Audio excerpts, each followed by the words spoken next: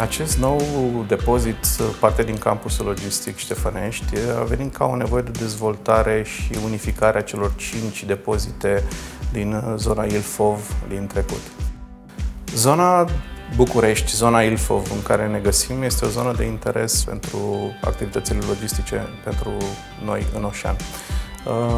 Este o zonă bună și cu o dezvoltare atât din punct de vedere al furnizorilor noștri, cât și din punct de vedere al distribuției și a modelului nostru de livrare, în special în zona de sud și est, dar chiar și la nivel național.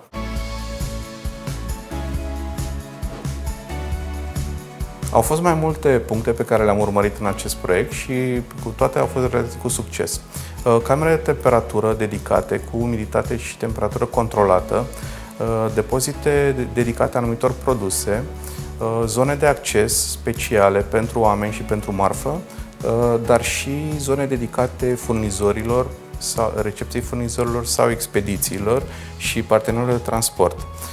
Un punct important pentru noi, bine atins și realizat în proiect, a fost integrarea sistemelor de protecție și siguranță. Mă bucur în primul rând că avem un parteneriat solid și reușim să aducem tehnologii noi necesare pentru optimizarea atât a costurilor cât și modernizarea proceselor interne. Panourile fotovoltaice susțin noi dezvoltări mecanizate, precum sortatorul de colete, care l-ați văzut mai devreme, dar avem și alte proiecte în parteneriat cu VDP, precum montarea de stații electrice pentru încărcarea camioanelor și mă bucur că reușim să ducem mai departe acest trend cu inovație.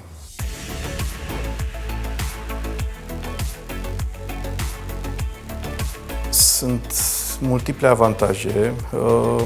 Este de necomparat avantajul unui astfel de parteneriat cu un depozit sau un spațiu închiriat neadaptat nevoilor unui business. Un mare avantaj ar fi partea de colaborare, consultare și integrarea tuturor nevoilor noastre, dar și alegerea locației, spațiului, zonele de acces și poziție sunt probabil o parte din cele mai importante avantaje ale acestui tip de parteneriat. Pentru mine, colaborarea cu VDP în timpul construcțiilor, dar aș sublinia și pe durata permanentă a operațiunilor noastre de aici, a fost una foarte bună. Avem un parteneriat foarte bun pe partea de mentenanță, suport noi proiecte, primim consiliere și suport imediat pe toate cererile și nevoile noastre. Este o colaborare de succes, după părerea mea, și pot să spun că am speranțe să continuăm colaborarea asta pe termen lung și chiar și pe alte depozite.